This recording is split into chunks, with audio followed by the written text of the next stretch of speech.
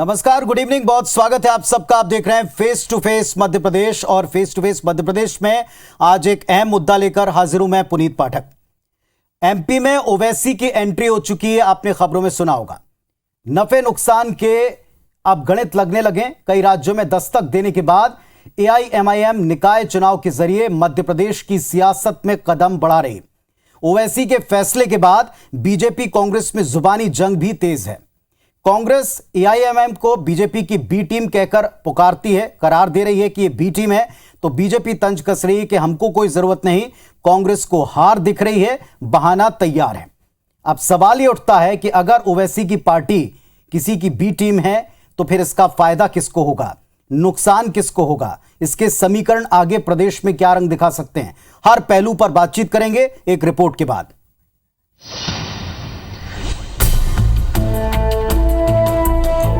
मध्य प्रदेश के कई शहरों के ओहदेदार हजरात और जिम्मेदार हजरात के साथ एक मीटिंग हुई। इस मीटिंग के बाद असदुद्दीन ओवैसी साहब ने मध्य प्रदेश में नगरीय निकाय चुनाव में अपने उम्मीदवार उतारने की घोषणा कर दी। असदुद्दीन ओवैसी की party all India Majlise Ittehadul Muslimeen यानी एआईएमआईएम मध्य प्रदेश की सियासत में एंट्री करने जा रही है। ओवैसी ने घोषणा कर दी है कि उनकी पार्टी मध्य प्रदेश के 7 शहरों में नगरीय निकाय चुनाव लड़ने वाली है। जिन शहरों में एआईएमआईएम निकाय चुनाव लड़ने वाली है उसमें इंदौर, भोपाल, जबलपुर, खरगोन, बुरहानपुर, रतलाम और खंडवा शामिल हैं। तो मेरी आपसे ये गुजारिश है कि आप लोग मजलिस इत्तेहादुल मुस्लिमीन को ज़मीनी सतह पर मजबूत करिए। ओवैसी के इस ऐलान के बाद सियासी गहमा गहमी बढ़ गई। कांग्रेस ने दावा भी कर दिया कि ओवैसी की पार्टी बीजेपी की बी टीम है। पहले से मालूम था कि बी टीम्स जो हैं बीजेपी की वो एक्टिव होंगे, चाहे आम आदमी पार्टी हो चाहे एमआईएम हो। एमआईएम भी कोई जनता का भरोसा यहाँ नहीं जीत सकती, आम आदमी पार्टी भी जीत सकती। जनता की जो लड़ाई है बीजेपी से है और सिर्फ विकल्प जो है वो कांग्रेस पार्टी है।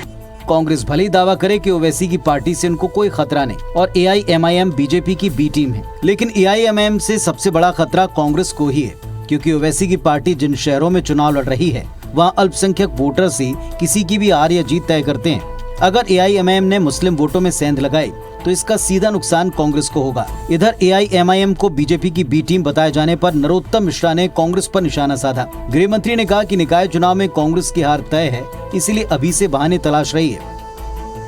और हमको किसी बी टीम की जरूरत नहीं है, कांग्रेस की टीम खत्म, समाप्ति की ओर है। ओवैसी तो बहाना है, जनता ने ठाना है, कांग्रेस को घर बिठाना है। इंदौर, भोपाल, जबलपुर, खरगोन, बुरहानपुर, रतलाम और खंडवा ये वो शहर हैं जहां अल्पसंख्यक वोटर्स हार और जीत तय करते हैं। निकाय चुनाव में पहले आप और अब ओवैसी की एंट्री के बाद बीजेपी और कांग्रेस दोनों नए सिरे से रणनीति बनाने के लिए मजबूर होंगे। सवाल ये कि मध्य प्रदेश में ओवैसी की एंट्री किसके लिए खतरा साबित होगी और किसके लिए लॉटरी। नवीन कुमार सिंह, IBC 24, भोपाल। तो मध्य प्रदेश में निकाय चुनाव में एक और एंट्री और इस एंट्री के ऊपर एक दूसरे के ऊपर और टीम किसकी, इसको लेकर बहस छिड़ी। तो face to face Madhya Pradesh में आज तीनों पक्ष आपके सामने और तीनों पक्ष अपनी अपनी बात रखेंगे। अजय सिंह यादव साहब कांग्रेस पार्टी का पक्ष रखने के लिए मौजूद हैं, डॉक्टर दुर्गेश केसवानी जी भारतीय जनता पार्टी से हैं और यासिर पठान साहब वरिष्ठ नेता हैं एआईएमआईएम के, जिसने एंट्री मारी है मध्य प्रदेश में, मध्य प्रदेश की पॉलिटिक्स में, चुनावी पॉलिटिक्स में। आप तीनों से चर्चा करेंगे। आप तीनों को नमस्कार, स्वागत है इस मंच पर। शुरुआत करेंगे डॉक्टर दुर्गेश केसवानी से। डॉक्टर केसवानी, आपने सुना अब आपकी बी टीम करार दिया जा रहा है, चाहे आम आदमी पार्टी हो चाहे एआईएमआईएम हो। अगर ये आते हैं तो फायदा परोक्ष रूप से आपको पहुंचाते हैं, ये सीधा आरोप है कांग्रेस का। देखिए पुनीत जी, कांग्रेस सिर्फ और सिर्फ आरोप और आलोचनाओं के रथ पे सवार होकर मध्य प्रदेश की जनता से रूबरू होती है, जिसको जनता अच्छा नहीं मानती है। इस वजह से 28 उपचुनाव में घर बिठा दिया, 4 उपचुनाव में घर बिठा दिया और आने वाले पंचायतों, चुनाव, नगर निगम में इनका सुपड़ा साफ होने वाला है। रही बात ओवैसी साहब की, तो निश्चित रूप से हमारी अपनी टीम इतनी बड़ी है कि कहाँ हम बी टीम और कहाँ हम सी टीम को देखेंगे, जैसा आज डॉक्टर नरोत्तम मिश्रा जी ने कहा। साथ ही साथ पुनीत जी, मध्य प्रदेश में 2 दलीय व्यवस्था है। चुनाव हमेशा कांग्रेस और भाजपा के आमने सामने होता है, आप पूरा इतिहास उठाकर देख लीजिए।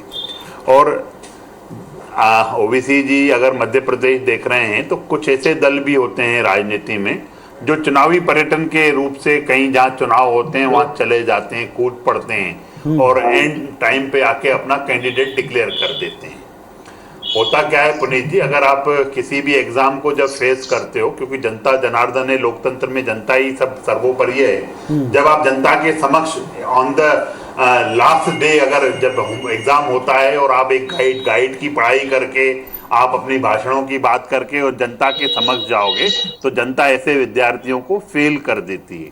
जनता उस विद्यार्थी के साथ उस विद्यार्थी को मार्क्स देती है जो 365 दिन 24/24/7 उनके दुख में, दर्द में, तकलीफ में खड़ा रहता है। चलिए एक बात पर एक कॉमन बात नजर आती है डॉक्टर केसवानी जी कि बीजेपी भी कहती है कि ये स्टेट जो है 2 पार्टी इलेक्शन वाला मोड के ऊपर चलता है, और यही बात अजय जी भी कहेंगे निश्चित तौर पर। अजय जी, आप जिनकी बी टीम बता रहे हो, कह रहे हैं हमारी टीम ऑलरेडी बड़ी स्ट्रांग और बहुत बड़ी है, एक तो हमको जरूरत नहीं, एक इस पर उत्तर दीजिएगा, किस आधार पर आप बी टीम कह रहे हैं ये भी बताइएगा। तीसरा वो ये कह रहे हैं कि एआईएमआईएम के आने से नुकसान आपको होगा क्योंकि जो अल्पसंख्यक वर्ग है वो आपके सपोर्ट में खड़ा होता रहा है। तीनों बातों के उत्तर दीजिए। देखिए पुनीत जी, मध्य प्रदेश के नगरीय निकाय चुनाव हो या अन्य भी कोई चुनाव हो, जो भी राजनीतिक दल चुनाव लड़ना चाहे हम उसका स्वागत करते हैं। हमें किसी के चुनाव लड़ने से कोई आपत्ति नहीं है, किसी भी राजनीतिक दल के। लेकिन क्योंकि एआईएमआईएम का जिस तरह का राजनीतिक इतिहास रहा है, उसने हमेशा वोटों का बंटवारा करके भारतीय जनता पार्टी को लाभ पहुँचाने की कोशिश करी, इसलिए इसको भाजपा की बी टीम कहा जाता है। और हम नहीं कहते, पूरा देश इस बात को जानता है। बिहार विधानसभा चुनाव में करीब 30 सीटें ऐसी थीं जो एमआईएम की वजह से कांग्रेस आरजेडी गठबंधन चुनाव हार गई थी और सीधे सीधे भारतीय जनता पार्टी जनता दल यूनाइटेड गठबंधन की सरकार बन गई थी। इसी तरह की कोशिश बंगाल में करी गई, लेकिन बंगाल में उन्हें वोट नहीं मिले, इसलिए उनकी वो कोशिश सफल नहीं हो पाई। और उत्तर प्रदेश में भी कई इलाकों में भारतीय जनता पार्टी विरोधी वोटों को बांटने में जो काम किया उसका भी नुकसान सभी लोगों ने देखा। इसलिए माना जाता है कि एआईएमआईएम जो मध्य प्रदेश में कहीं भी सक्रिय नहीं है, जिनका कोई संगठन नहीं है, ऐसी जगहों पर चुनाव लड़ना चाहती है जहां वोटों का ऐसा बंटवारा हो जिससे लाभ भारतीय जनता पार्टी को हो जाए, तो उसे बी टीम ही कहा जाएगा।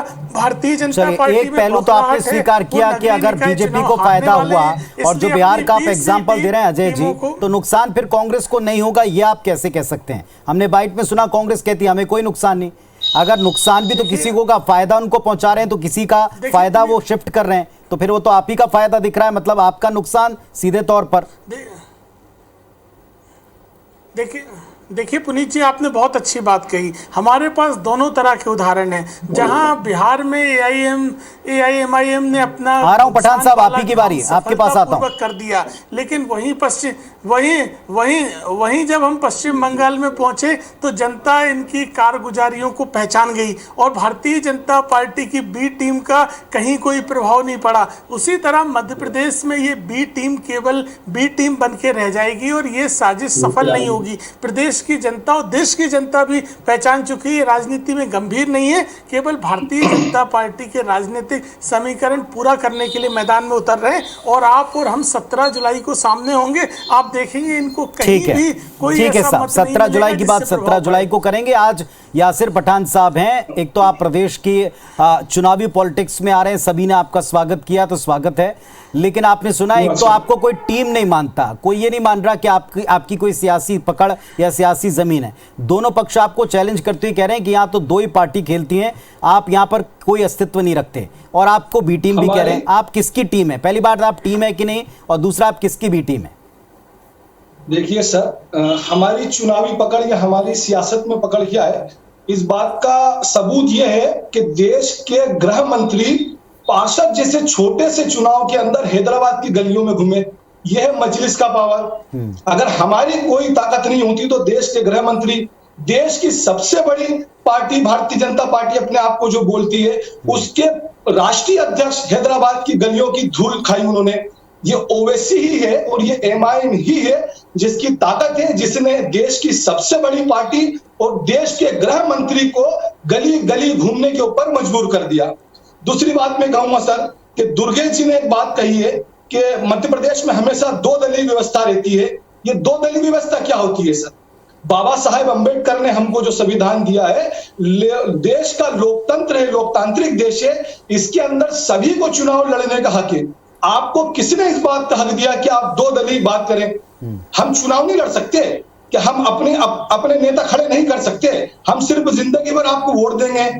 दूसरी बात, जब इन्होंने बोली, दुर्गेश जी ने एक बात कही कि आगंतुक की प्रकार से जो है कि आते हैं, तो हमने देखा हैदराबाद की गलियों के अंदर अमित शाह जी जो है लास्ट टाइम के ऊपर हैदराबाद की गलियों के अंदर, हैदराबाद में तो निसंदेह आपका आधार है यासिर साहब, हैदराबाद में तो आपका आधार है। बात मध्य प्रदेश की कर रहे हैं, थोड़ा सा हैदराबाद से बाहर आप निकले हैं तो आपके तर्क भी बाहर आना चाहिए। और आपने जो कहा कि आप चुनाव लड़ने का तो स्वागत किया है, लेकिन सियासी पकड़ जमीन पर कितनी, ये प्रश्न पूछा। जमीनी पकड़ की बात करता हूं, जैसे अजय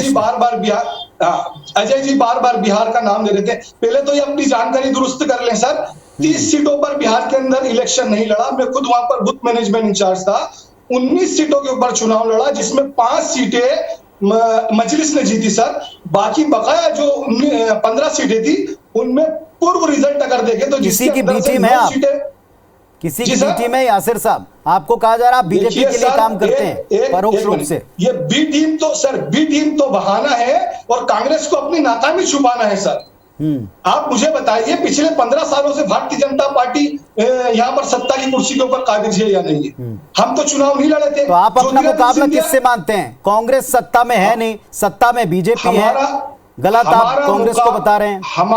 हमारा मुकाबला हर उस पार्टी, हर उस नेता से है जो देश के आपसी भाईचारे को तोड़ना चाहता है, जो सांप्रदायिकता फैलाना चाहता है, जो नफरत फैलाना चाहता है। हमारा मुकाबला सीधा उनसे है सर। जी देखिए पुनीत जी, मेरी बात पूरी तरह स्पष्ट है। कोई भी दल जब मैदान में आता है तो वर्तमान व्यवस्था के खिलाफ चुनाव लड़ता है, लेकिन AIMIM के प्रवक्ता कांग्रेस की नाकामयाबी दिखा रहे हैं, कांग्रेस की असफलता दिखा रहे हैं, तो पता चल रहा है कि ये सत्तारूढ़ भाजपा और जिनकी सभी नगर निगमों में महापौर हैं, उनके खिलाफ चुनाव न लड़के कांग्रेस के खिलाफ चुनाव लड़ने। चलिए एक बात और की मैं फिर आता हूँ आपके पास। लेकिन जनता समझदार है, पक्ष रखने के बजाय हमको जनता सब समझती है कि ये 5 साल तक सक्रिय नहीं रहते, इनका कोई जनाधार नहीं है, केवल चुनाव में वोटों के बंटवारे के लिए मैदान में उतरना चाहते हैं। तो क्या जनता नहीं समझती है? आपका कहाँ संगठन है? आपने अभी तक जनता के लिए कौन से आंदोलन करे? ये केवल बिखराव की राजनीति है। जनता को आप बेवकूफ नहीं बना सकते हैं, जनता समझदार है। चलिए एक छोटा कमेंट लूंगा। डॉक्टर दुर्गेश केसवानी जी, डॉक्टर दुर्गेश केसवानी जी, वो आपके ऊपर भी आरोप लगा रहे हैं। वो कह रहे हैं कि यहाँ आप तय नहीं करेंगे कि कौन सी पार्टी आएगी, कौन सी पार्टी नहीं आएगी। लोकतांत्रिक तरीके से कांग्रेस को जनता ने जिताया और गृह मंत्री का जिक्र कर रहे हैं कि उनको आना पड़ा, उनकी पार्टी की ताकत ये बता रहे हैं। देखिए, मुझे लगता है कि वो सूरज को दिया दिखाने का प्रयास कर रहे हैं और मुझे लगता है कि जो दोनों प्रवक्ता साथी बैठे हैं, ये सिर्फ आरोप और आलोचनाओं को लेकर जनता के बीच में हैं और हम उपलब्धियों के साथ हैं पुनीत जी। और हम माननीय मोदी जी का जो मूल मंत्र है, सबका साथ, सबका विकास और सबका विश्वास, और साथ साथ में केंद्र की जो जन कल्याण की योजना है, प्रदेश की जन कल्याण की योजना है, एक विजन मध्य प्रदेश के लिए कि आने वाले समय में हम और क्या करेंगे, उसको लेकर जनता के। चलिए ठीक है, लेकिन उन्होंने जो बात की ना, लोग सिर्फ आरोप लगाकर बात। डॉक्टर केसवानी जी ठीक है, आपने अपना पॉइंट क्लियरली रखा कि वो आरोप प्रत्यारोप को लेकर है, लेकिन वो कह रहे हैं अपनी ताकत का एग्जाम्पल, हैदराबाद का एग्जाम्पल देते हुए कह रहे हैं। चलिए मैं उस पर भी आऊंगा और किस मुद्दे पर आप तीनों जाएंगे उस पर भी आऊंगा। तो ओवैसी की एंट्री किसको नुकसान, इसके ऊपर एक बहस छिड़ी हुई और तीनों पक्ष इस वक्त यहां इस मंच के ऊपर आप देख रहे हैं। पठान साहब, सीधी सीधी बात यह कि जो विपक्ष भी कह रहा है, अजय सिंह यादव साहब कह रहे हैं कि आपके टारगेट के ऊपर सत्ता पक्ष होने के बजाय विपक्ष दिखता है। सत्ता पक्ष कह रहा है कि आप आलोचनाओं में ही लगे रह जाएंगे, आप केवल खामियां गिनाएंगे, हम उपलब्धियां ले जाएंगे। तो आप बताएं, आप क्या ले जाएंगे, किस मुद्दे पर चुनाव लड़ेंगे? उसने धन के बल पर 22 से 25 विधायकों को खरीदकर फिर से सत्ता की कुर्सी के ऊपर काबिज हुई, ये उनकी उपलब्धि है ना। वो तो धन के बल के ऊपर लड़ते हैं सर। रही बात कांग्रेस की, तो हमारी जो लड़ाई है सर, वो सियासत में हिस्सेदारी की लड़ाई है। हम अपने हक के, अपने हुकूक के लिए लड़ रहे हैं सर। क्या हम अगर इनको लग रहा है कि कहीं मीडिया में इस बात को रखना चाहिए, कोई प्रूफ हो, ये अनर्गल आरोप ही है, ये आरोप लगा के ही देखिए जाना चाह रहे हैं इनकी उपलब्धि पूछिए, उपलब्धि क्या है इनकी? उपलब्धि किस उपलब्धि को लेके जनता के बीच में जाएंगे? ये सिर्फ आरोप लगाने का काम कर रहे हैं यहाँ पे। अभी आपने बात की, फिर ये आरोप लगा रहे हैं। ये आरोप लगाने से कुछ नहीं होगा। इसको जनता अच्छा नहीं मानती है पठान साहब, इसको जनता अच्छा नहीं मानती है। जनता पॉजिटिव पॉलिटिक्स देख रही है कि आप अच्छा क्या करेंगे। नेगेटिव करने के लिए तो कांग्रेस कर ही रही है, आलोचना कर ही रही है। वो आलोचना के सहारे ही वो जा रहे हैं, उसमें आलोचना के सहारे ही वो जनता के बीच में जा रहे हैं। यही तो पॉइंट है उनका। आप क्या लेकर जाएंगे जनता के बीच? पठान साहब जी, वो पूछ रहे हैं आपसे, आप क्या लेकर जाएंगे? 70 सालों के अंदर अल्पसंख्यक वर्ग को सियासत में अपना एक मुकाम देना चाहिए था, वो किसी पार्टी ने नहीं दिया। हमारी लड़ाई इस नाइंसाफी के खिलाफ है। अजय सिंह साहब, हमारी लड़ाई फिर आप लोगों ने इनकी आवाज कैसे बुलंद की? सवाल आप पर भी उठ रहा है। आप मुझे बताइए, 32 प्रवक्ता कांग्रेस ने अभी एक सूची जारी करी प्रदेश से, 32 प्रवक्ताओं की सूची जारी की। अल्पसंख्यक समुदाय से एक भी प्रवक्ता नहीं है। चलिए, एक आधार भी दे दिया। अजय जी उत्तर देंगे। निकाय चुनाव हम क्या सिर्फ आपको वोट डालेंगे? नहीं, अब हम आपको वोट नहीं डालेंगे। पुनीत जी, मध्य प्रदेश में नगरीय निकाय चुनाव जो कि जनता से जुड़े हुए बहुत महत्वपूर्ण चुनाव है। सड़क, सीवेज, नल, छोटी छोटी समस्याओं के चुनाव है। इस मामले में जनता के बीच में इस तरह का अनर्गल राजनीति नहीं करना चाहिए। वोटों के बंटवारों की राजनीति नहीं करना चाहिए। जनता को सही जनप्रतिनिधि चुनने दे, गंभीर विकल्प दे। आप जनता के बीच में कोई विकल्प नहीं है, केवल मत खराब करने के लिए बी टीम की तरह काम कर रहे हैं। आरोप लगा के ही बात कर पा रहे हैं। उपलब्धियां क्या है? 15 महीने में आपने कैसे मध्य प्रदेश को 15 साल पीछे गर्त में धकेल दिया? दूसरी बात उपलब्धियों का सवाल है। 15 महीने में कैसे 15 साल आपने गर्त में धकेल दिया? 15 साल चुनाव है, आपको हिसाब रखना चाहिए। हम तो विकास की बात कर रहे हैं। हिसाब कहाँ दे रहे हो? हम मांग रहे हैं नगरीय निकाय का हिसाब। भोपाल में नालियों में बच्चे बहे, पुनीत जी, भोपाल में नालियों में बच्चे बहे, ये इनका हिसाब है। सीवेज सिस्टम 10-10 दिन पानी नहीं आता है, ये इनका हिसाब है। सीवेज सिस्टम खराब है। ग्वालियर में सांसद विवेक सेजवलकर जी कहते हैं कि नगर निगम पूरी तरह असफल हो गई है और हमारा नगर निगम जनता की सेवा नहीं कर रहा है। ये आपके सांसद कहते हैं, ये आपकी बौखलाहट है। चलिए एक बात बताएं यासिर पठान साहब, एक मिनट आप दोनों को रोक रहा हूं। अजय जी, दुर्गेश जी, यासिर पठान साहब, अभी आपने इसी मंच के ऊपर कहा कि आप लोग केवल वोट देते आए, अब हम अपने नुमाइंदे खड़े करेंगे। क्या आप घोषित तौर पर कहते हैं कि आप सिर्फ और सिर्फ अल्पसंख्यकों की बात करेंगे, केवल उनके हकों को लेकर के बात उठाएंगे? क्योंकि आप जिस लेवल पर चुनाव लड़ रहे हैं वो जनता की समस्याओं का है। नगरीय निकाय नहीं सर आपको किससे बोला? हम सिर्फ अल्पसंख्यक समुदाय की आवाज उठा रहे हैं। हम कई ऐसे वार्ड हैं जहाँ पर हमारे दलित भाई हैं, जहाँ पर हमारे पिछड़े भाई हैं, जहाँ पर हमारे आदिवासी भाई हैं, जिनको भारतीय जनता पार्टी और कांग्रेस ने मिलकर पिछले 70 सालों से दबा कर रखा है। हम उनको ऊपर लेकर आएंगे सर, हम उनको ऊपर लेकर आएंगे। अजय जी, दुर्गेश जी, जो बात कहना उस पर आप लोगों को भी उत्तर देना। सुन लीजिए वो क्या कह रहे हैं। अजय जी पूरी तरह असफल है। अजय जी एक मिनट। हाँ, पठान साहब अपनी बात रखें। मेरा सवाल बड़ा क्लियर है, क्या आप केवल अल्पसंख्यकों की पॉलिटिक्स करने के लिए प्रदेश में आए? क्योंकि आपने कहा हमें वोट बैंक की तरह इस्तेमाल किया। जी सर, हम सिर्फ अल्पसंख्यक समुदाय का नाम नहीं लिया।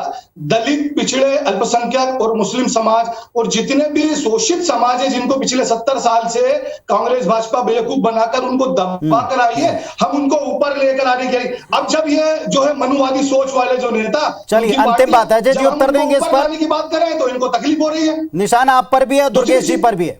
सर मुझे मेरी बात पूरी कर लेने दीजिए सर। मुझे मेरी बात पूरी करने दीजिए सर। सवाल नहीं बनता है। मुझे मेरी बात पूरी करने दीजिए सर। कांग्रेस पार्टी ने देश का ऐसा सर मेरी बात पूरी करने दीजिए सर। आप अपनी बात कह लें, आपका माइक चालू, आप जो कह रहे हैं सुनाई आ रहा है। दूसरी बात, जब दुर्गेश जी ने बोली सबका साथ सबका विकास, अरे आप जब खरगोन से हर बड़े पद पे हमने पहुंचाया, ये झूठ बोल रहे हैं। भाजपा की बी टीम है, मुख्यमंत्री ने जो है यासिर साहब, अजय जी और डॉक्टर दुर्गेश, अभी ये बहस शुरू ही हुई है। ये बहस आगे लंबी चलेगी क्योंकि निकाय चुनाव में अभी कई पड़ाव आने बाकी हैं। कितने उम्मीदवार उतरते हैं, कितना असर दिखाते हैं, किन मुद्दों को उठाते हैं, सब पर बहस करेंगे। फिलहाल आप सबका शुक्रिया, बहुत धन्यवाद।